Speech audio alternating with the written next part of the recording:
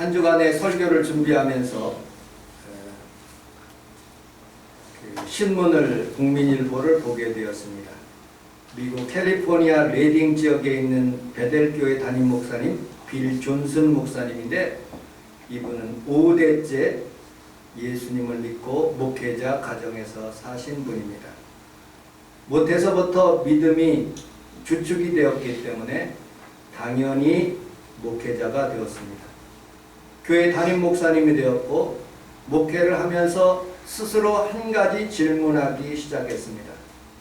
예수님은 3년 동안의 공생애를 하면서 많은 기적을 베풀었는데, 나는 예수님의 삶이 이 땅 그대로 살아가기 위한 크리스찬으로서 예수님과 같이 기적이 일어나지 않을까 하는 그런 궁금증이 일어나기 시작했습니다.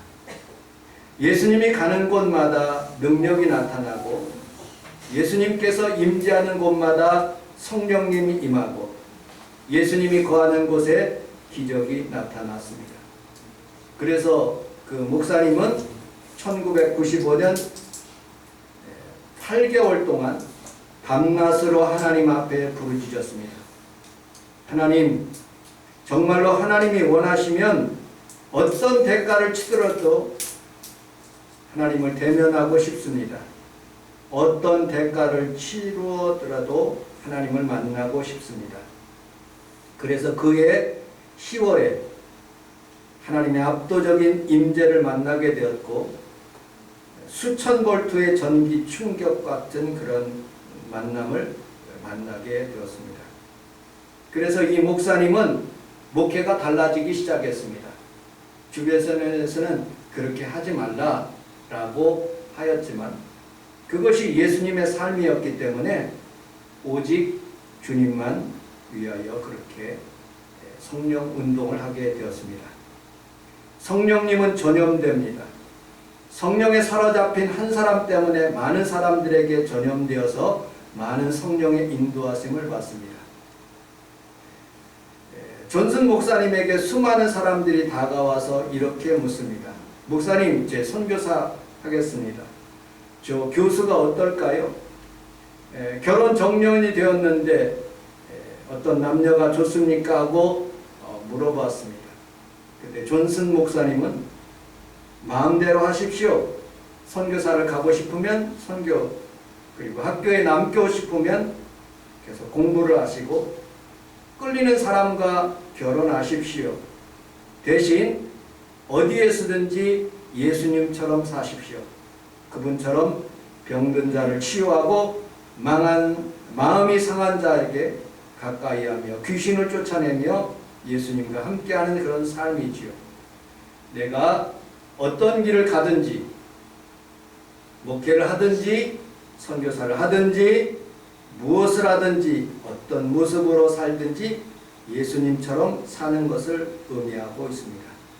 그럴 때 우리 주님께서 그분과 함께 하시며 그분의 방법대로 우리가 살아갈 수가 있는 것입니다.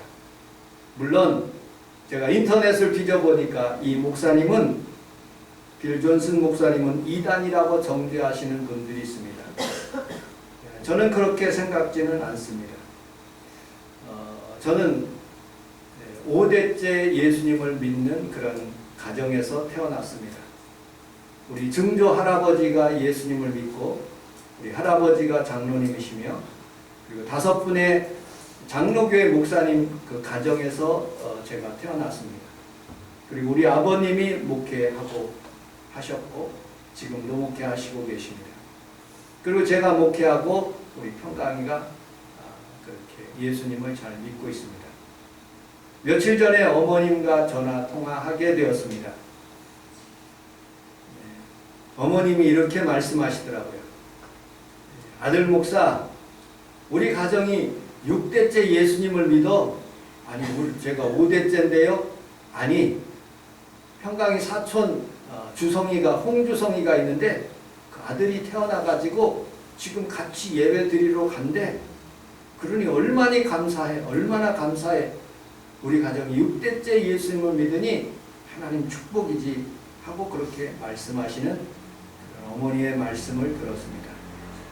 저는 어린 시절에 우리 정우 많았을 때 대전에 있는 중부 장로교회를 다녔습니다.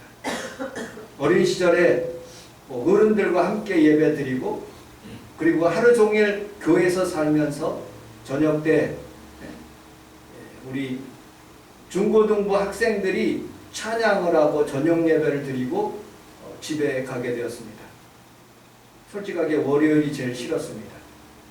토요일 날이 제일 즐겁고요. 교회 가는 것 때문에 저는 행복했습니다.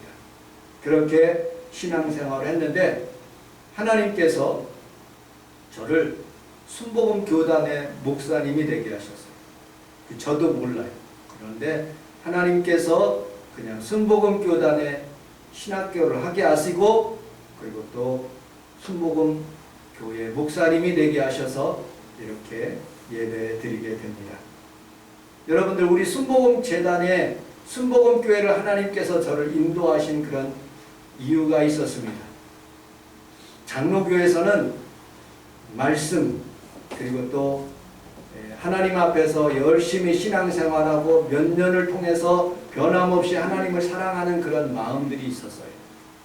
그런데 우리 하나님께서는 저를 조금 더 뜨거운 교단으로 인도하시는 모습을 보게 됩니다. 그래서 하나님 앞에서 순복음 교회에 오게 되었지요. 그리고 하나님 말씀을 증거하게 되었습니다. 우리 순복음 교단이 성령에 이렇게 이끌려서 성령의 인도하심을 받아서 성령님과 함께하는 교단인데 성령님의 역할을 여러분들과 함께 알아봄으로써 우리 교단이 더욱더 여러분들의 삶이 더욱더 성령님과 하나 되는 그런 시간이 되었으면 해서 하나님의 말씀을 증거하게 되었습니다. 자, 성령님의 역할 첫 번째로 성령님은 우리를 거듭나게 하십니다. 우리 고린도전서 12장 3절에 있는 말씀을 같이 한번 읽어보도록 하겠습니다. 12장 3절 시작. 그러므로 내가 너희에게 알노니 하나님의 영원한 그들이 저주할지라 잘하고 또 성령을 하면 그들이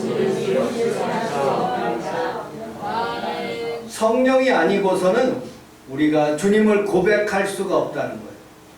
여러분들 마음속에 나는 성령님이 없는데요. 아니에요. 성령님이 지금 계십니다. 여러분들 주님이 여러분들의 마음속에 계셔서 구주로 고백하게 하시고 함께 예배드리게 하시는 거예요. 아멘. 오늘 여러분들 마음속에 주의 성령이 더 풍성해지시기를 주님의 이름으로 축복합니다. 아멘. 거듭나게 역할을 하시는 거예요. 요한복음 16장 7절에 보니까 그가 죄에 대하여 의에 대하여 심판에 대하여 세상을 책망하시리라 하고 말씀하셨어요. 죄에 대하여 하면 그들이 나를 믿지 아니함이라고 말씀하고 있어요. 여러분들 내가 죄인이라는 것을 어떻게 우리가 분별합니까? 감옥에 가든지 안 가든지 그렇게 표현되지요. 그런데 성경은 그렇게 표현하지 않아요.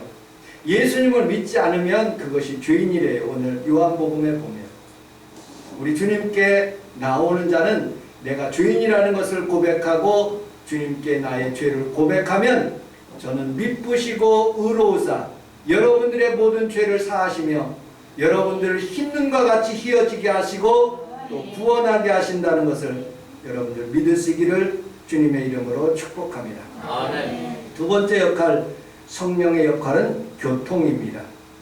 우리 고린도후서 13장 13절을 같이 한번 읽어보도록 하겠습니다. 시작.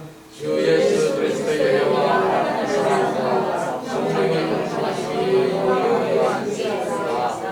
아멘. 성령의 교통하심이라고 말씀하고 있습니다. 초대교회 성도들은 초대교회에 예수님을 믿었던 그런 제자들은 그들이 예수님을 따라가기는 하였지만 예수님을 전적으로 의지하지는 못하고 예수님이 십자가에 달려 돌아가실 때 다 떠나갈 뿐만 아니라 베드로는 3번씩이나 주님을 부인했습니다. 그리고 우리 주님께서 다시 부활하셔서 베드로를 찾아가서 너 나를 사랑하느냐? 3번씩이나 물으시고 그를 다시 제자로 삼으셨어요.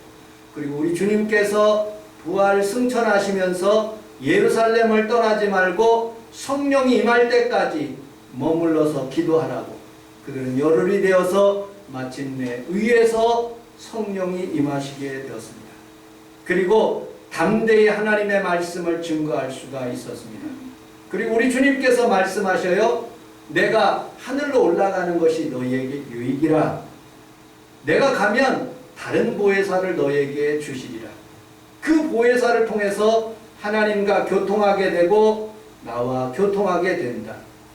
예수님을 만나기 위해서 모든 사람들은 다 성지순례 하듯이 예루살렘으로 올라가야 돼. 그러나 예수님께서 천국에 올라가시면서 예수님의 영 성령님을 온 세상 사람들에게 부어주심으로 어느 곳에든지, 예루살렘에서든지 성산동에서든지 하나님 앞에서 예배드리는 자들은 하나님을 만나게 되는 것입니다. 아멘. 교통이라는 뜻은 바로 이것입니다. 우리 사모님이 새벽 기도를 드리고 제가 6시 30분 되면 제 승용 봉고차로 이용해서 홍대까지 데려다 줍니다. 그러면 홍대에서부터 시작해서 신도림을 거쳐서 부평까지 열심히 가서 학교에서 근무하고 난 뒤에 4시 반에 퇴근해서 집에 또 도착하면 홍대로 제가 나가서 픽업해서 모시고 옵니다. 그것을 무려 38년 동안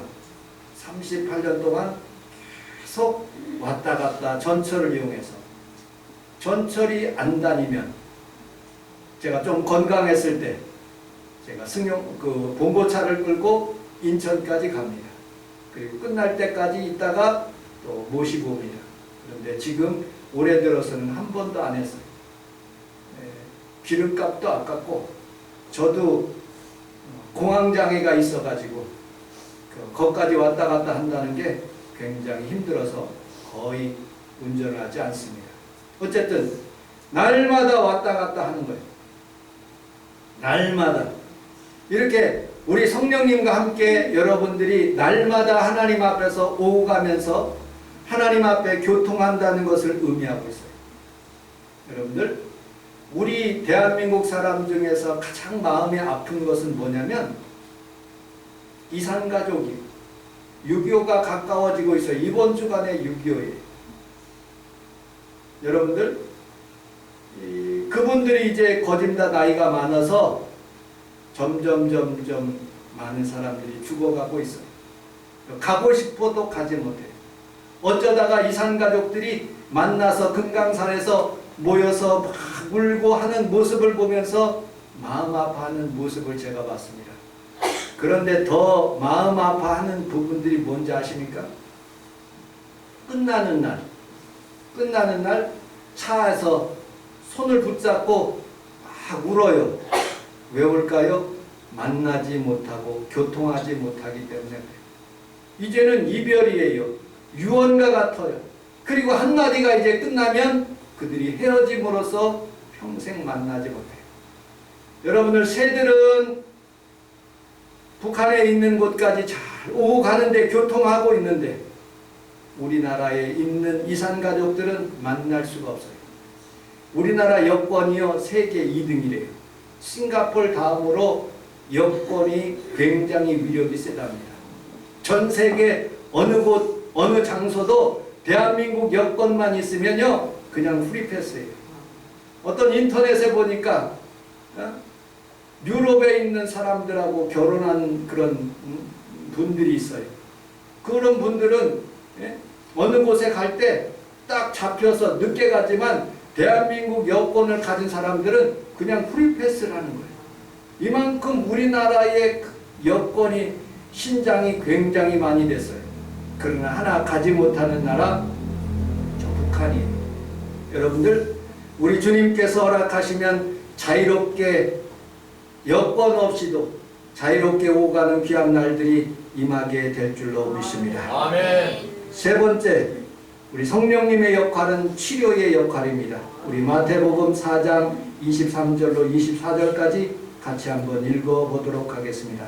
시작. 예수께서 온 갈릴리에 돌아다니사 그들에게 가르치시며 천국 복음을 말씀하시며 백성 중에 모든 병과 모든 나쁜 것을 고치시니 그의 성경이 성수기하였습니다. 사람들이 모든 하늘을 다 각종의 사람들과 자, 미신된 자, 간지란 자,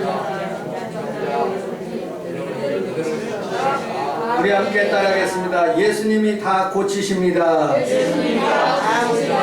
오늘도 고치십니다. 여러분들의 아픔을 다 치료할 줄로 믿습니다. 진정한 목사님이라면 성도들이 아파한다면 그분을 위해서 중보기도 하고 안수기도 하고 치료하는 것이 목회자의 뜻이에요.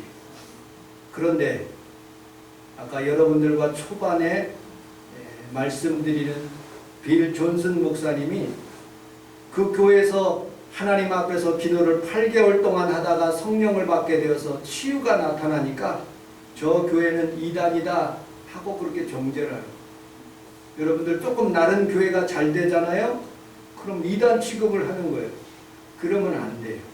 여러분들 우리 교회도 여러분들 삶 속에서 문제가 해결되는 장소, 여러분들에게 질병이 있으면 질병이 치료받는 장소, 여러분들의 기도가 다 응답되는 장소가 되시기를 주님의 이름으로 축복합니다. 예수님의 사역도 가르치는 일, 복음 전파하는 일, 치료한 일을 하셨어요. 사도행전에서 보면 하나님이 나사렛 예수에게 성령과 능력을 물붓듯이 하셨음에 저가 두루 다니며 착한 일을 행하시고 마귀에게 눌린 자를 치료하셨으니 이는 하나님과 함께 하심이라고 말씀하고 있습니다. 오늘 예수님의 치료가 여러분들 삶 가운데 일어나기를 주님의 이름으로 축복합니다. 예수님의 치료는 언제나 말씀을 증거하고 난 뒤에 치료가 임했어요. 그것도 천국 복음을 말씀하시고 난 뒤에, 천국 복음을 말씀하시고 난 뒤에 병자를 고치셨어요. 마태복음에 보면 산상수훈에 대하여 천국 복음을 말씀하시고 난 뒤에 마태복음 8장 1절서부터 누구를 고쳤느냐? 나병 환자를 고칩니다. 여러분들 왜 나병 환자를 고쳤을까? 제가 곰곰이 생각해 봤어요.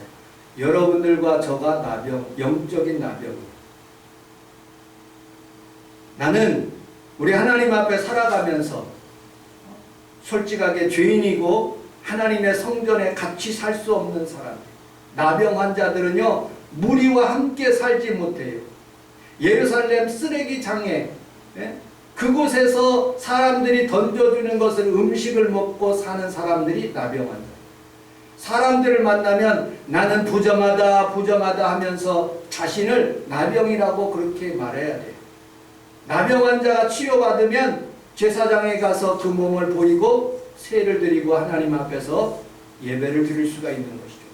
여러분들 어찌 보면 예수님께서 나병 환자를 고쳐주신 것처럼 여러분들이 영적으로 죄 있는 모습, 질병 있는 모습을 오늘 이 시간에 치료해 주실 줄로 믿습니다.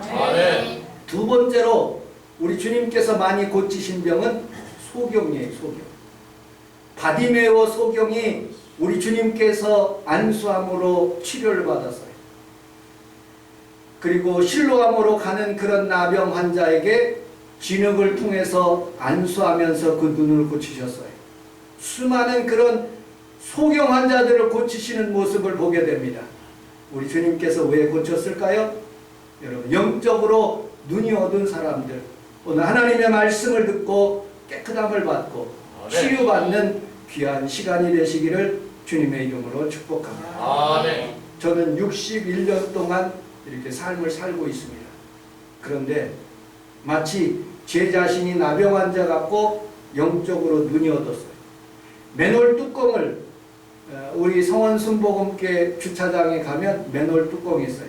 1년에 딱 한 번 청소를 해요. 9월달에.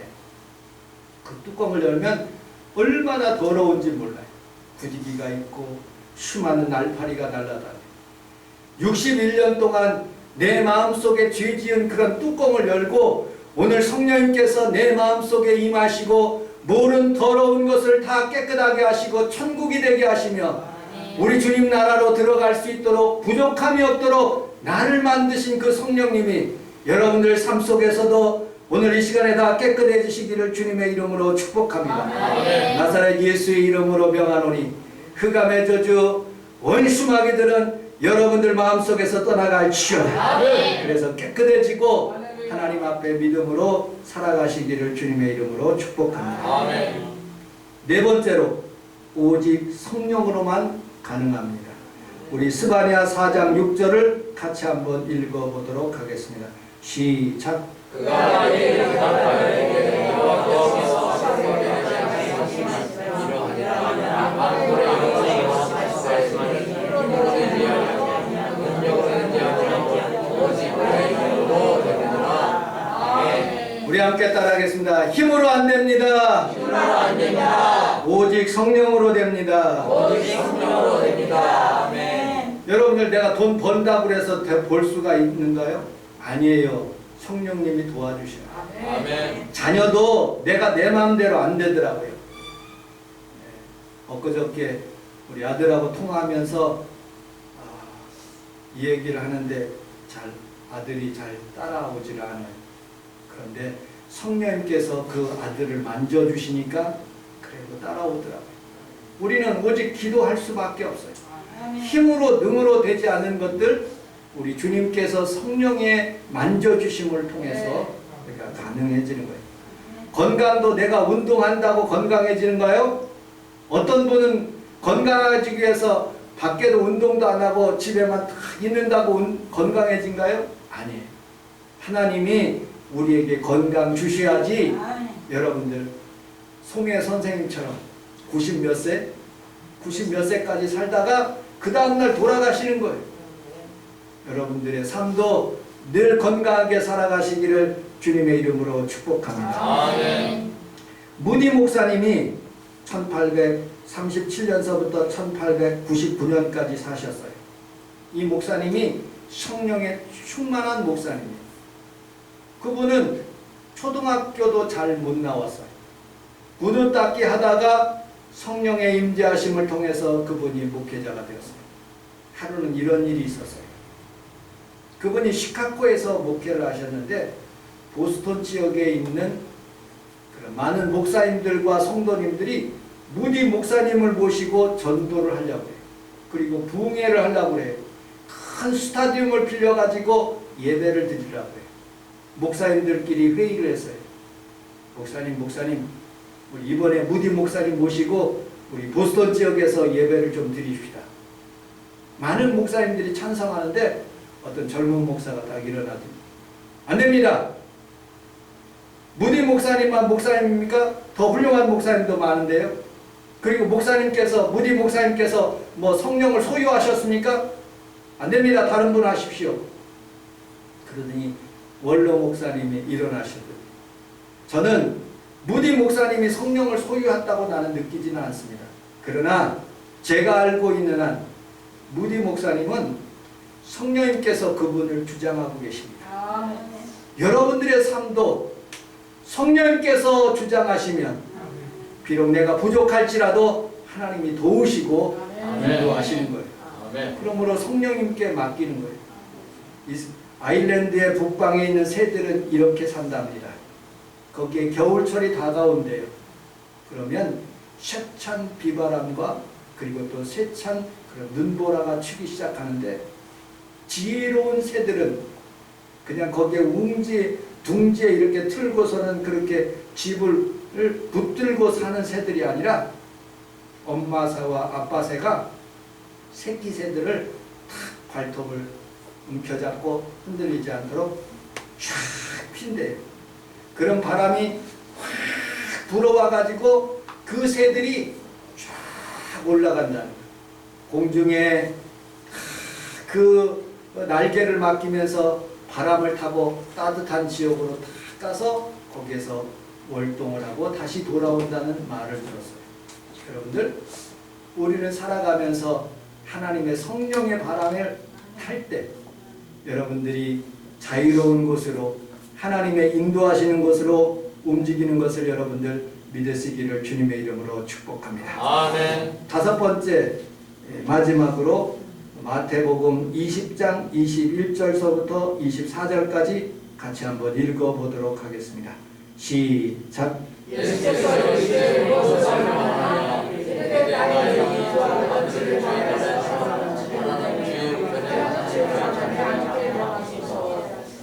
예수께서 대답하이르되 너희는 무한 것을 살지 못하는도다.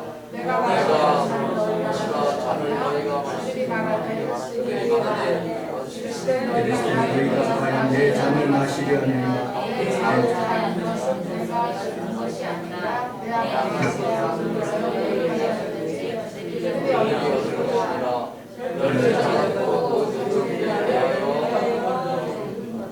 아멘. 예수님께서 이제 십자가를 지기 위해서 예루살렘으로 올라가셨습니다.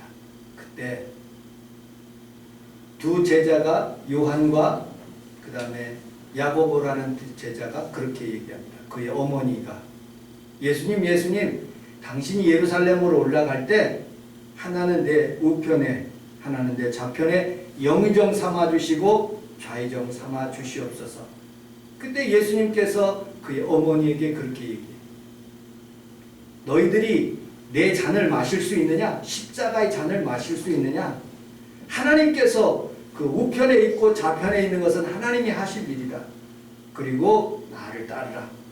그리고 다른 제자 10제자들이 듣고 두 형제에서 분이 여겼다라고 성경은 말하고 있습니다. 여러분들 사도행전 28장에 보면 빌립 집사라는 분이 나가서 사마리아에서 복음을 준 거예요. 그런데 수많은 사람들이 예수님을 믿기 시작한 거예요. 성령의 충만함을 받았습니다. 그런데 이 마술사 시몬이라는 사람이 돈을 주면서 베드로에게 그렇게 얘기해요. 베드로 사도님 저에게도 성령 주세요.